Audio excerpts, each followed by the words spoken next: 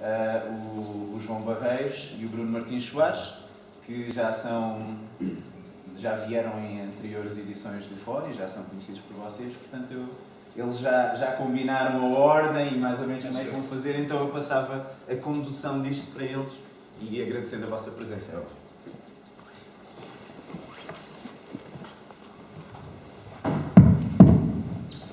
Olá, bom dia.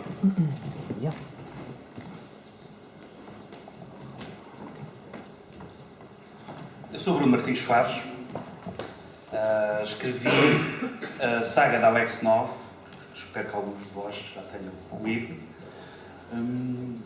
e venho falar-vos hoje de duas questões. Dois obstáculos que eu fui descobrindo ao longo dos anos em que fui escrevendo, como sendo dois grandes obstáculos à escrita criativa. O primeiro obstáculo é este. Não basta pegar numa caneta e escrever. Muitas vezes o que acontece, já vamos falar um bocadinho mais sobre isso, muitas vezes o que acontece é que ficamos imediatamente desiludidos se assim o fizermos. O segundo obstáculo é preciso pegar numa caneta e escrever. Se não o fizermos, também vamos ficar desiludidos. Eu, ao longo dos anos em que tenho escrito, uma coisa que eu estudei, pratiquei uma arte marcial, que é o Aikido, não pratiquei durante muito tempo, mas estudei muito porque, como queria escrever livros de espionagem, de fantástica e de ficção científica, gostei de explorar, de pesquisar esta área das artes marciais. E há um senhor, que julgo que vocês conhecem, que é o Bruce Lee, um grande senhor do Kung Fu, que também era filósofo. E ouvi uma vez uma história do Bruce Lee em que ele dizia o seguinte: eu, quando comecei a praticar Kung Fu, achei que um murro era apenas um murro e um pontapé era apenas um pontapé. Mas depois comecei a perceber mais sobre o Kung Fu e comecei a perceber que um murro não é apenas um murro e um pontapé não é apenas um pontapé. E hoje que sou mestre, acho que um murro é apenas um murro e um pontapé é apenas um pontapé. Eu não estou a dizer que sou mestre, disse que é se calhar cintrão negro, se calhar um cintrão castanho. Mas já tenho uns anos a escrever e já me debati com várias coisas, queria partilhar algumas convosco. Eu, quando comecei a escrever, há 20 e tal anos atrás, comecei com uma máquina de escrever. É verdade, sou assim tão velho. E uma coisa que eu descobri logo foi que, quando eu começava a escrever, aquilo que eu escrevia não era exatamente aquilo que eu queria escrever. Eu escrevia as ações que eu queria escrever, eu escrevia as personagens que eu queria escrever, mas quando li outra vez, não soava bem. Havia qualquer coisa de estranho naquilo que aparecia no papel. E comecei a tentar perceber melhor porque é que isso acontecia e em que é que isso acontecia. E comecei também a perceber que outras pessoas começavam a escrever, isso também acontecia da mesma forma. Havia qualquer coisa que, quando se passava da nossa mente para o papel, não acontecia exatamente como devia. E depois surgiu este projeto fantástico que eu quando tinha 20 e alguns anos, fiz, que é o projeto do Homem do Saco, que era um projeto de pequenos livros de autores inéditos. Eu fui o primeiro editor do Posidónio Cachapa. Por pouco não fui o primeiro editor do José Luís Peixoto, mas o texto que ele nos enviou era demasiado grande para o nosso formato. E esta coleção tinha uma particularidade, que era: nós recebíamos textos de todo o país que podiam ser publicados. E então eu comecei a ler muita gente que estava a começar a escrever. E comecei a descobrir alguns padrões. Uma coisa é que comecei a descobrir um determinado tipo de texto que me aparecia. Eu tentei escrever uma coisa que imitasse um bocadinho o tipo de texto. E acontecia qualquer coisa como isto. Aparecia um texto a dizer: o rapaz ficou assustado e fugiu de maneira extremamente veloz pelo campo resplandecente de girassóis que lembravam o sol. Aparentemente não há nada de errado. Mas que raio de frase é esta? O rapaz estava assustado. E depois, extremamente, que é uma coisa banalíssima para se dizer. E depois, de repente, tem o resplandecente girassóis que lembravam o sol. Há aqui qualquer coisa estranha. E depois seguiam coisas assim de género, e o sol refugia no céu tão azul como a manta de bebê. Então o homem estava assustado e agora já estamos na manta de bebê. Mas isto não diz uma coisa com a outra. E acabava em qualquer coisa de género. E o rapaz maravilhoso, pois assim esquecia-se do evento catastrófico que tinha ocorrido. Então passou por um evento catastrófico. E estava maravilhado com o sol que parecia os girassóis. Ou com... E texto atrás de texto, apanhava este tipo de coisas, que eram textos que, ok, até tinham boas intenções, às vezes até tinham algumas ideias engraçadas, mas depois perdiam-se um bocado, assim, em qualquer coisa que não funcionava. E o nosso primeiro, e a nossa primeira obstáculo, de facto, essa ideia de não basta pegar simplesmente uma caneta e começar a escrever, tem a ver com isto. É que é preciso amadurecer o nosso estilo. Porque senão, o leitor vai estar sempre a esbarrar no nosso estilo. E um dos primeiros mitos que é preciso desaparecer da nossa cabeça quando estamos a fazer isto é o seguinte: as palavras não são nada. As palavras são irrelevantes. Ou quase irrelevantes, não vou tão longe. Dizer que um escritor escreve com palavras é a mesma coisa que dizer que o Picasso pinta com pincel. É importante o pincel? Não é importante o pincel. E esse é um dos vícios que eu sinto muitas vezes nos escritores que começam a escrever. É que idolatrizam as palavras. E as palavras não são nada. Nós escrevemos com imagens. Com ideias. Okay? Nós escrevemos com coisas que fazem impacto. Vou dar-vos um exemplo com um dos contos mais curtos que eu alguma vez escrevi.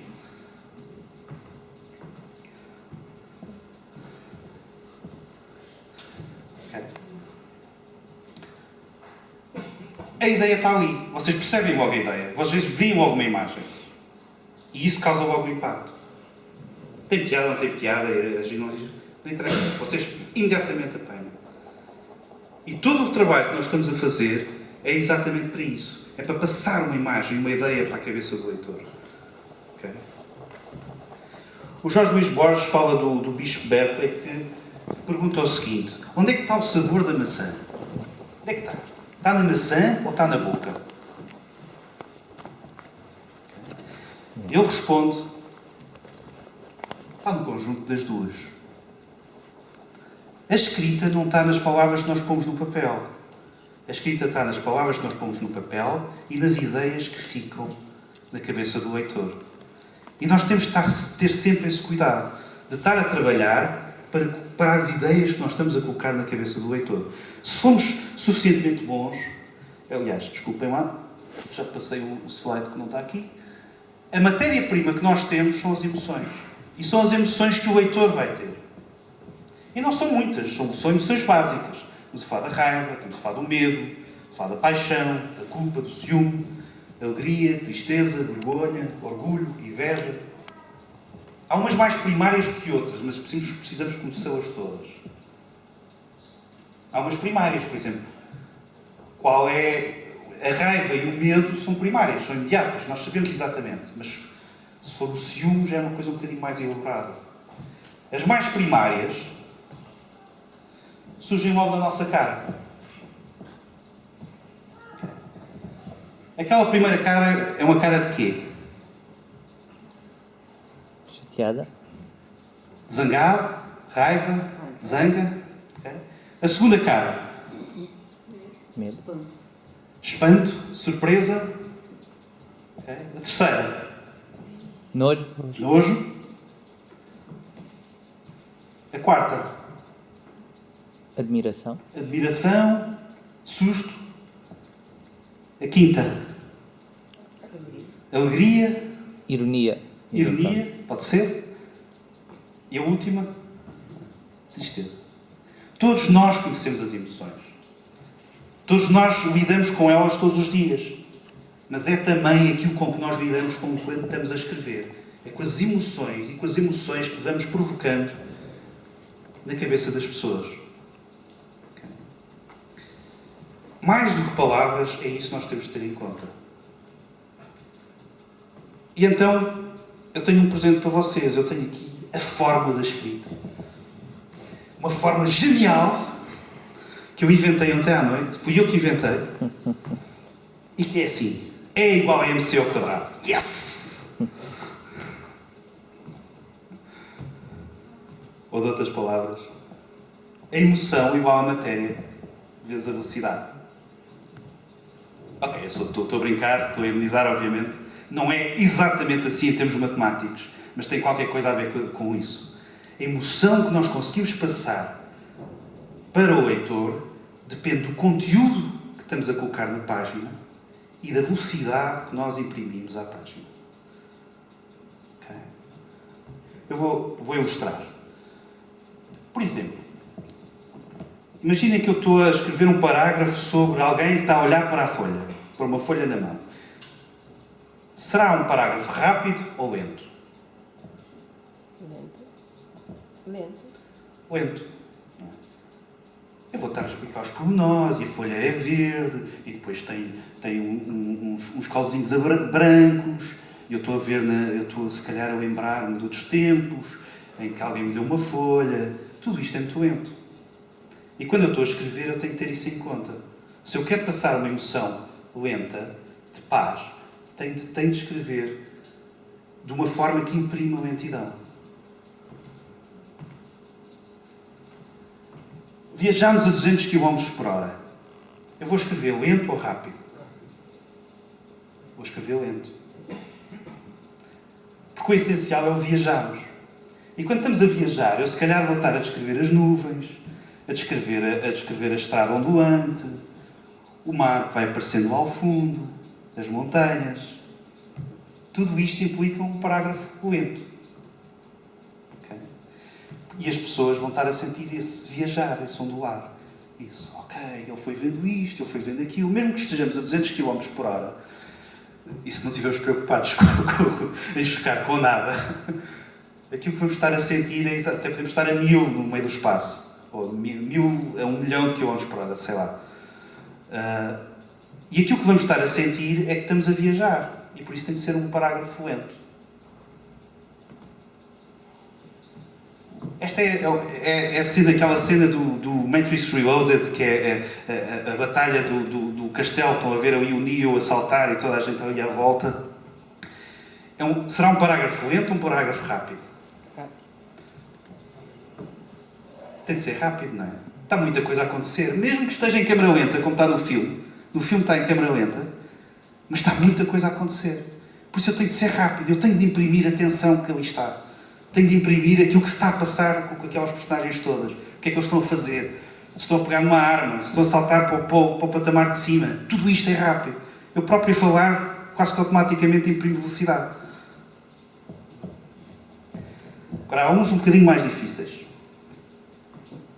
Por exemplo, imaginem que temos um protagonista que está numa nave, no espaço, e vê a nave onde está o seu amor, o amor da sua vida, a explodir. Parágrafo rápido ou parágrafo lento? Lento. Muito lento. Eu também faria lento. Este é um daqueles momentos que fica impresso na sua cabeça. Parece que o tempo para. O parágrafo deve ser lento. Um bocadinho mais difícil. Imaginem que o protagonista segura uma corda e tem um precipício por baixo. Parágrafo rápido ou parágrafo lento? Lento. Pode ser das duas coisas. Eu quando estive a pensar nisso ontem, pode ser das duas coisas. Eu diria lento até uma determinada altura. Exatamente. Até pode haver várias maneiras de fazer isso, mais do que o lento ou rápido. Pode até haver uma interrupção abrupta, não é? Eu até posso acabar aqui o capítulo. E estava por um fio. Acaba o capítulo.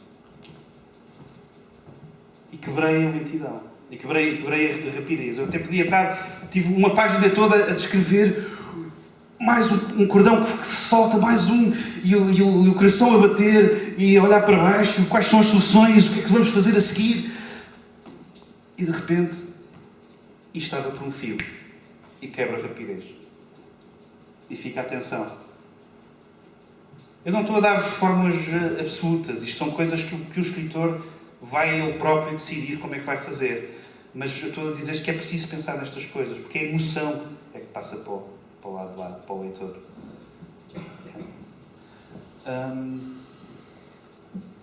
Outra coisa é... há uma coisa muito gira que eu às vezes falo, que tem a ver com a influência mangá ou a influência anime. A animação japonesa dos anos 70 e 80 deparou-se com um problema relativamente à rapidez, quando se punham os samurais a lutarem uns contra os outros, quando punham os guerreiros a fazerem explodir mundos, que era um problema de... os desenhos que eles estavam a fazer, a animação que estavam a fazer, a velocidade dos desenhos não acompanhava a intensidade que eles queriam impor a uma luta, por exemplo. E vocês vão de reparar aí o que é que faz o anime japonês. Aquelas pausas. Aquelas E o fundo desloca-se e a... O fundo desloca-se. Às vezes havia isso, não é? Via-se assim o samurai e velocidade atrás. Outra é câmara lenta. De repente está tudo em câmara lenta. E a rapidez está na intensidade que lá está. E isso é um método que se pode usar para criar... porque a ação é uma coisa muito difícil de descrever. Não sei se vocês já tentaram escrever cenas de ação, de luta. São coisas difíceis de escrever. Exatamente como é que nós havemos de passar aquela emoção do perigo para o lado de lá. Há algumas hipóteses que se podem usar. Nenhuma destas é absoluta. Até podem ser usadas, se calhar, para o outro lado. Eu, na minha escrita, acabo por descobrir que há algumas coisas que eu faço que imprimem velocidade à narrativa. Frases rápidas. Ele saltou, e outra vez, e outra vez. Okay? Muitos verbos, poucos adjetivos. Quando eu começo a dizer que não sei o que era belo, porque era castanho, e era pronto, já estou a imprimir lentidão, de maneira que... muitos verbos, poucos adjetivos. Vírgulas em vez de pontos, não é? Às vezes, quando tenho dúvidas, é de pôr uma vírgula, é de pôr um ponto, penso, que velocidade é que eu quero imprimir a isto? Se eu quiser imprimir muita velocidade, vou pôr uma vírgula em vez do ponto. Sem exageros, eu sei que alguns de vós pensam que eu exagero, mas... Não é, Rogério? Interrupções. É o Ziz. Também, o Ziz é uma coisa que eu uso para manter as frases rápidas, mas às vezes perturbam. Interrupções. Às vezes, ele está a fazer isto e aquilo e com o outro e... Cuidado! Interrompo a frase a meio. Dá logo um choque ao leitor. E às vezes onomatopeias, como zás, há bocado. Zás, imediatamente ficou impresso na cabeça.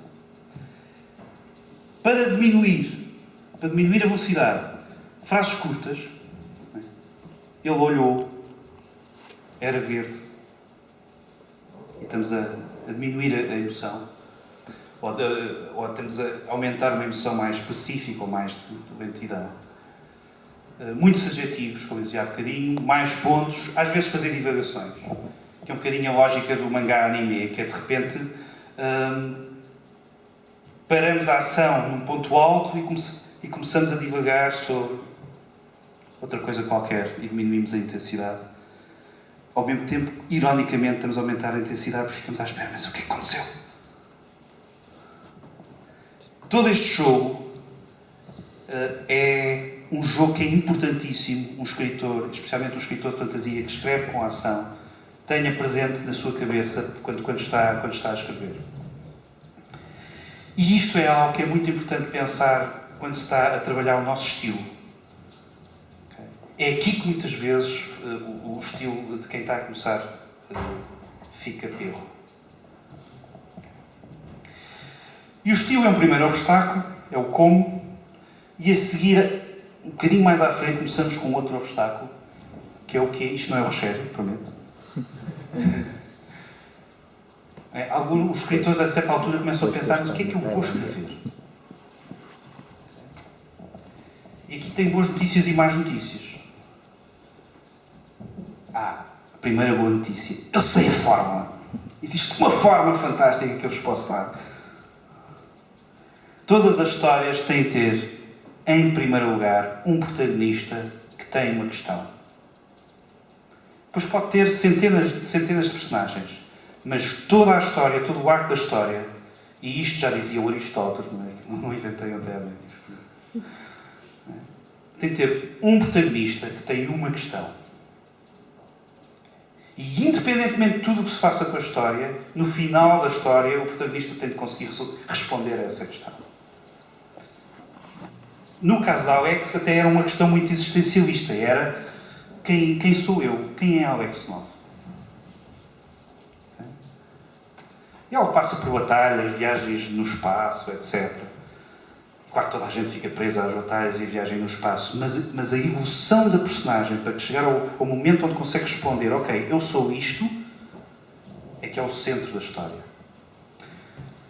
E depois disso, a má notícia é que todas as histórias já foram inventadas até hoje. Só existem 7 histórias escritas em toda a literatura.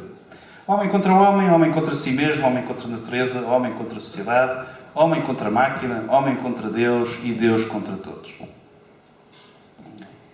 E vocês vão reparar que há sempre ali um contra. Não sou eu que digo isto, já vi isto em muitas fontes, já não sei quem é que disse. Mas consta que é verdade. Só existem 7 histórias na história da literatura. Okay? Mas existe o contra, é o conflito. Há que sempre procurar um conflito fundamental. E esse conflito é o conflito que vai resolver a questão do protagonista. O protagonista tem um conflito, ele consegue ultrapassar o seu oponente e assim consegue resolver a questão essencial que o atormenta. Ok? Um exemplo simples. O meu amor está aprisionado pelo mal da fita. Ou, se quiserem de outra coisa, a única hipótese de ultrapassar o Sauron é destruindo o anel. Okay? E a grande questão do protagonista é: será que eu sou capaz? Eu sou tão pequenino, eu sou um hobbit. Será que eu sou capaz de salvar toda a Middle-earth? E quando ele é capaz, algo se passa dentro dele. Ele de repente sente-se um herói diferente. Okay? É esse conflito que o vai ajudar a responder à questão. E outra boa notícia é que, para além de todos os livros de escrita criativa que existem milhares de livros de escrita de guionismo e argumentismo. Muitos deles, a maior parte deles, escritos por americanos. E eles já levaram à enésima potência o estudo da história. E o que é que devia ter uma história. E é fascinante ler, e é fascinante usar aquilo. Pode ajudar imenso na escrita. E uma das escolas que eu conheci há pouco tempo é a escola dos mini-movies. Antigamente as bobines de filme tinham cerca de 10 minutos de filme e portanto, eles acabaram por criar uma escola escrita em que cada 10 minutos, ou dos 8 ou 9, dos 80 ou 90 minutos, cada 10 minutos tinha aquilo que eu chamava um mini-movie. E chegaram à conclusão que cada mini-movie tinha um tema específico. E que se fizermos os 8 mini-movies, nós temos a história. E temos a história tal como pensada, como vemos depois no filme, e nem reparamos. E vocês vão reparar que quase todos os filmes, se não todos os filmes, exceto algum filme feito algures na Roménia, sabem, aqueles filmes que depois a gente fica a se pensar, ou em Portugal, claro. Mas o que é que afinal... Mas os filmes americanos, todos vocês vão reparar, começam sempre por um primeiro mini-movie. E no primeiro mini-movie tem o status quo. Não é? Tem o Frodo como é que se chamava a Terra dos Hobbits, que eu já me esqueci. Hobbit. No Shire, tem o Frodo no Shire, não é? Parece o Gandalf, é uma festa. Ok? E de repente há um inciting incident. Há qualquer coisa que muda o status quo e que vai obrigar o protagonista a entrar num conflito qualquer. Neste caso é o quê? É o anel, não é? Surge o anel, ele tem a posse do anel e de repente há uma quantidade de coisas que acontecem, o Sauron acorda, etc, etc. E ele parte para a sua viagem. E ele tenta resolver as coisas muito facilmente. É a primeira coisa que nos vem à cabeça para resolver as coisas. É pá, eu vou lá para fora, não sei quem, e deixo o anel lá com não sei quem quer o anel e venho-me embora e está tudo resolvido. E essa tentativa falha. Falha sempre. Okay? Então eles têm de fazer outra tentativa. Não, espera aí, então eu vou mais longe, vou à cidade dos elfos e deixo lá o anel. E isso falha outra vez. Não, afinal não. Mesmo que eu deixe lá o anel, isso não resolve. Normalmente, a segunda tentativa falha porque nós subestimamos o oponente. O protagonista subestimou o oponente. É muito mais difícil do que o que se estava a pensar a primeira vez. E então passa-se para o insight. Então, finalmente, todo aquele esforço vai levar o protagonista a ter um insight e a perceber: não, espera aí, eu tenho de mudar. Eu tenho de ser mais qualquer coisa. Eu tenho de ser o salvador do mundo. Por isso tenho de ter coragem e tenho de partir para essa aventura. E então criam um master plan. E executam o master plan e o master plan falha. Chega um momento em que o master plan, em que de repente o protagonista está à mercê do inimigo. E tem de tomar uma decisão. E de facto saltar fora e fazer o último sacrifício e sozinho matar o Sauron. Não era isto que eu queria. E batalha final. E nesta batalha final, quando estava tudo perdido, finalmente o Frodo livra-se do Gollum e atira o anel e yes! O Sauron morre. E depois temos um novo status quo, a volta para o Shire. E tem aquele jantar, vai ao bar com os amigos, e nós sentimos que ele é um veterano de guerra. Ninguém ali, toda a gente sabe que ele é um herói, mas só aqueles 4 que estão naquela mesa é que sabem de facto o que aconteceu. E até que ponto o Frodo é um herói. O que ele teve que passar. O que todos eles tiveram que passar. E as boas notícias são estas, é que existem formas muito simples de nós estruturarmos as nossas histórias. E muito eficazes.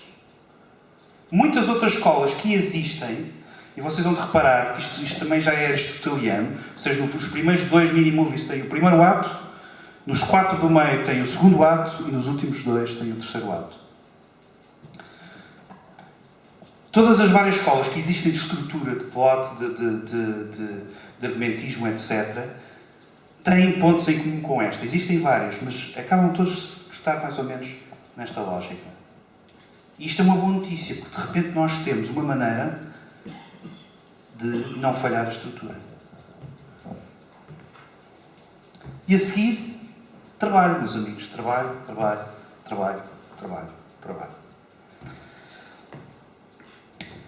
E ser diferente. É porque, de facto, existem formas da escrita. Existem muitas. Mas nós não podemos ser iguais aos outros. Porque senão, os outros já vendem melhor, ninguém vai querer ler-nos. Um bom escritor, das duas uma, ou é um gênio, um Faulkner, e faz uma coisa completamente fora de qualquer coisa que alguém alguma vez viu, e consegue, e mesmo assim ele foi rejeitado inúmeras vezes antes de ser o Faulkner que hoje conhecemos. Ou quando estamos a começar, aquilo que devemos fazer é, de facto, conhecer as formas, conhecer aquilo que faz falta, conhecer aquilo que é importante e trabalhar nelas. E trabalharmos naquele estreito e minúsculo caminho, que é o caminho entre fazermos aquilo que os outros fazem, uma daquelas 7 histórias, com uma estrutura igual a outras estruturas, mas fazemos diferente de tudo o que já foi feito. Com uma ideia completamente diferente do que já foi feito. E esse é o caminho que é difícil e esse é que é o caminho que é necessário fazer. O Picasso dizia uma coisa muito gira. O Picasso dizia: eu aos 10 anos já sabia pintar como o Rembrandt, precisei de mais 10 anos para saber pintar como uma criança. 2 últimos conselhos. Número 1. O caixote do lixo é o melhor amigo do homem depois do cão. É preciso trabalhar muito, deitar muita coisa para o lixo, voltar a fazer, voltar a cortar, voltar a deitar para o lixo e voltar a fazer outra vez e por aí fora. E finalmente, os livros não se escrevem a si mesmo. nós temos de ganhar a batalha final. Mesmo que a gente deite muita coisa para o lixo, somos nós que temos de escrever os livros e somos nós que temos de os acabar. E eles têm que acabar. E às vezes é preciso muita determinação. Isto é um caminho de muita frustração. E, basicamente, era isto que eu vos queria deixar. Obrigado.